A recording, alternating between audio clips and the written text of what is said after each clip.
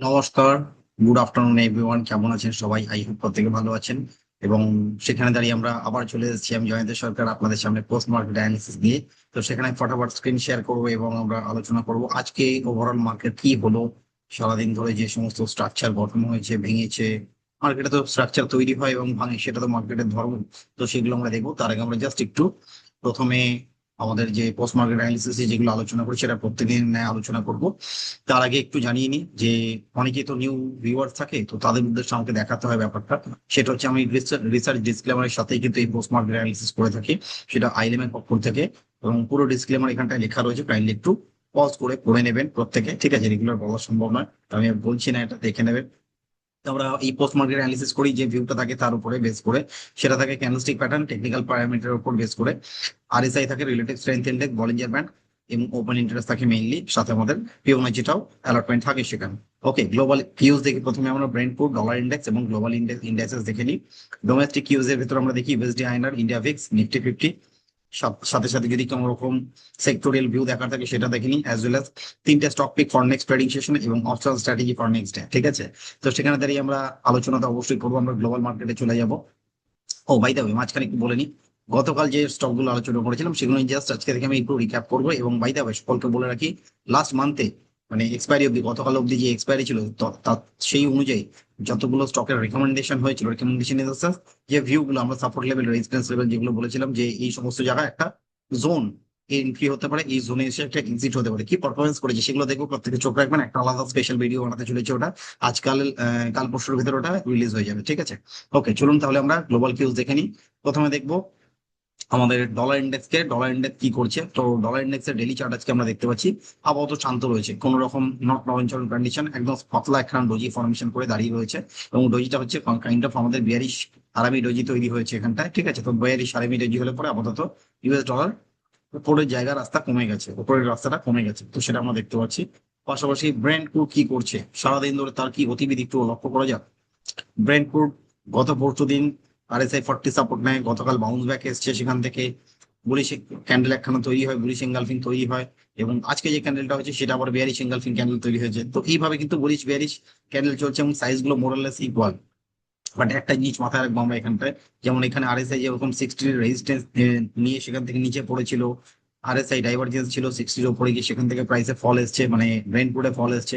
তো সেখানে দাঁড়িয়ে দেখতে পাচ্ছি যে ব্রেন্টফুডের মতন একটা পাওয়ারফুল অ্যাসেট ক্লাস নিচের দিকে কিন্তু এখনো অব্দি ইন্ট্যাক্ট, যেটা রয়েছে ক্লোজ না হলে পরে ফাইনালি আমি বলতে পারছি না বা বলা উচিত নয়, একটা ডাইভারজেন্স এখন অব্দি ফর্ম হয়ে রয়েছে অন ডেইলি চার্ট। যদি পজিটিভ ডাইভারজেন্স তৈরি হয়, it can reverse on the upside also. Upside কতটা, অ্যাটলিস্ট জায়গা $100 অব্দি খোলা রয়েছে, ঠিক আছে? এত অব্দি অনায়াসে যেতে পারে যদি এখানে ডাইভারজেন্সটা পাকাপাকি তৈরি হয়ে যদি একটা বুলিশ ক্যান্ডেল আসে, ছোট ক্যান্ডেল হলেও চলবে। ওকে, পাশাপাশি আমরা দেখে নেবো ব্র্যান্ড কোড দেখলাম, ডলার দেখলাম, এবারে চলে আসবো সরাসরি আমাদের ইন্ডিয়ান মার্কেটের ভিউ দেখার জন্য। প্রথমে দেখবো ইউএসডি আইএনআর কি করছে। গতকাল একটা তেজি দেখায়, আজকে কিন্তু মান্দির সাথে চলছে, ঠিক আছে? It is a good sign, not bad for our market.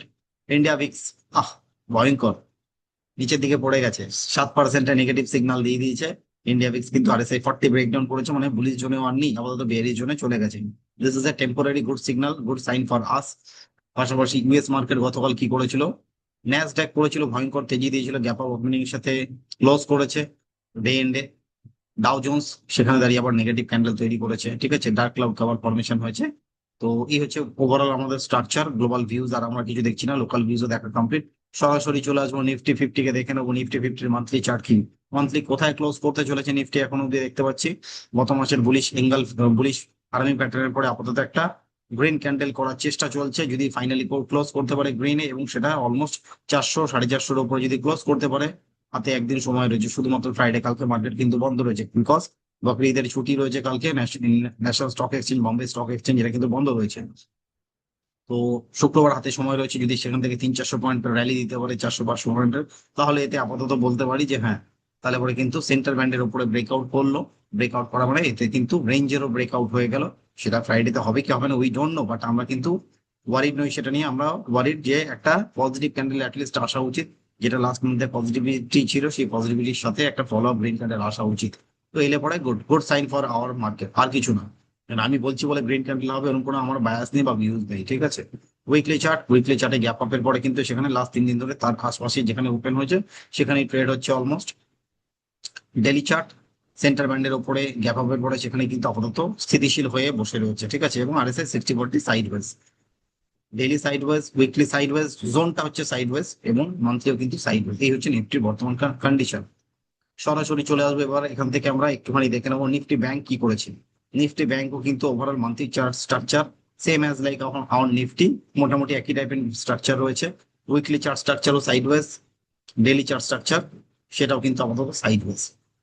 কোন রকম বিশাল যে তেজি বিশাল মন্দি হয়ে যাবে এখান থেকে সেরকম কিন্তু কোনো সংকেত নেই। তো চলুন ফটফট একটা জিনিস আমি দেখাবো আপনাদের। গতকাল যে স্টক গুলো আলোচনা করেছিলাম তার ভেতরে আমরা তিনটা স্টক আলোচনা করেছিলাম। 361 ব্যাম বলেছিলাম একটা বিয়ারিশ স্টক, সেখান থেকে একটা বিয়ারিশ প্রেশার আসতে পারে। এবং গতকালের ডেইলি চার্ট ক্লোজ করেছিল এখানে অলমোস্ট 1125 ক্লোজ করেছিল। আজকে কিন্তু ফলো অফ সেলিং এসছে অলমোস্ট 11,111,2, মানে 1100, ওই চারটে একই বলতে পারেন, ঠিক আছে। চারটে একের একখানা ফরমেশন হয়েছে অলমোস্ট 13-14 পয়েন্টের 1%-এর একটা নেগেটিভ সিগন্যাল দিয়েছে। তো সেখান থেকে দেখা যাক ফলো আপ কতটা সেলিং আসতে পারে। আমরা মোটামুটি লেভেল বলেছিলাম 1070 প্রথম লেভেল বলেছিলাম, আর তার নিচে গেলে 1030 এই সমস্ত লেভেল গুলো পরপর কিন্তু খোলা রয়েছে। ওকে, চোখ রাখবেন আমার চ্যানেলে যেগুলো মানে আলোচনা হচ্ছে, রেকমেন্ডেশন তো বলা যায় না সেগুলোকে। আমরা সেগুলোকে জাস্ট কিভাবে মার্কেট ওয়ার্ক করে, কিভাবে উপর দিকে যায়, কিভাবে নিচের দিকে যায় স্টক, তার যে অ্যানালিসিস, সেই অ্যানালিসিস গুলো বিভিন্ন টেকনিক্যাল ইন্ডিকেটর প্যারামিটারের মাধ্যমে যেগুলো করে থাকি। এবং এখানে দেখতে পাচ্ছি 60 ব্রেকডাউন কিন্তু গতকাল হয়নি, আজকে কিন্তু ফাইনালি ব্রেকডাউন হয় কনফার্মেশন দিল। আমি আর বুলিশ নই, ঠিক আছে। যখন বুলিশ নয় তাহলে হয় সাইডওয়েজ হবে, না হলে পরে সেখান থেকে নিচের দিকে আসবে। এই দুটোই কিন্তু আপাতত ভিউ দেখতে পাচ্ছি।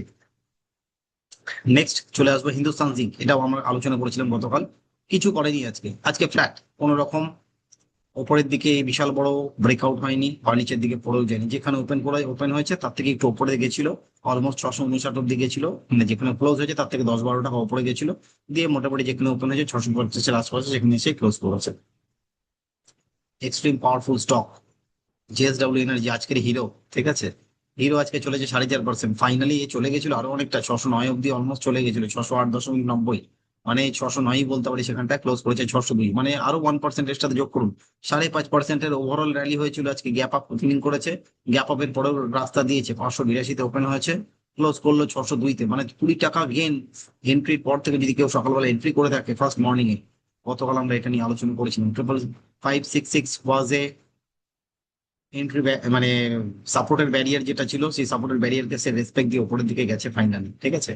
তো এটা ছিল গতকালের আমাদের আলোচনার যে বিষয়বস্তু বা বিষয় সমূহ, যে স্টক গুলো, তিনটে স্টক। পাশাপাশি চলে আসবো আজকে আমরা তিনটে স্টক নিয়ে চলে যাচ্ছি। প্রিমিয়ার এনার্জি প্রথম stock, this is also a bullish stock, যেখানে দেখতে পাচ্ছি একটা রেঞ্জের ব্রেকআউট করে আলটিমেটলি ফাইনাল ক্লোজ দিয়েছে ডেইলি চার্টে।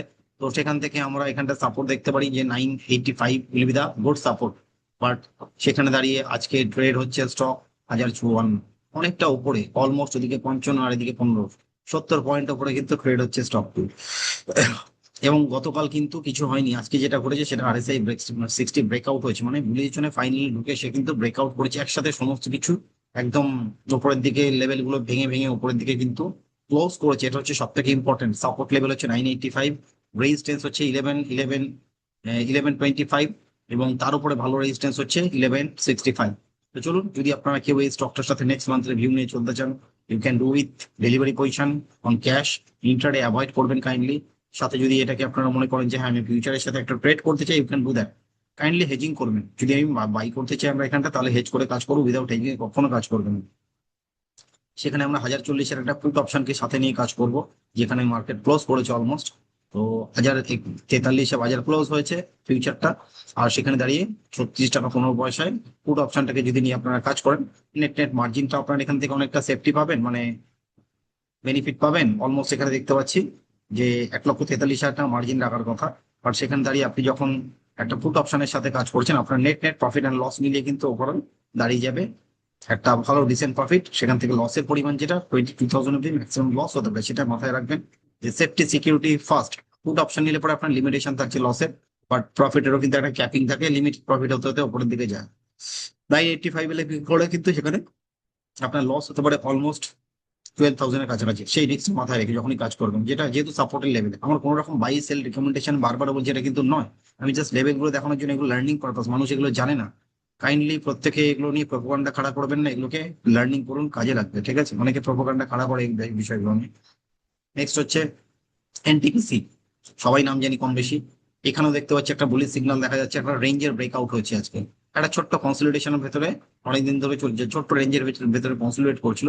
তো ক্যান্ডেলটা ফাইনালি গেছিল অনেকটা উপরে 403 অব্দি। প্রত্যেকটা এনার্জি স্টক আজকে বুলিশ, প্রিমিয়াম এনার্জি থেকে শুরু করে জেএসডব্লিউ এনার্জি, এনটিপিসি, ভেল, তারপরে এদিকে আপনার পাওয়ার গ্রিড, প্রত্যেকটা স্টকে কিন্তু, সোলার ইন্ডাস্ট্রিজ সব কিন্তু আজকে তেজি দেখিয়েছে। তো সেখানে এনটিপিসিও বাদ থাকেনি, তো সেখানে আমরা এটাকেও ফিক্স রাখছি।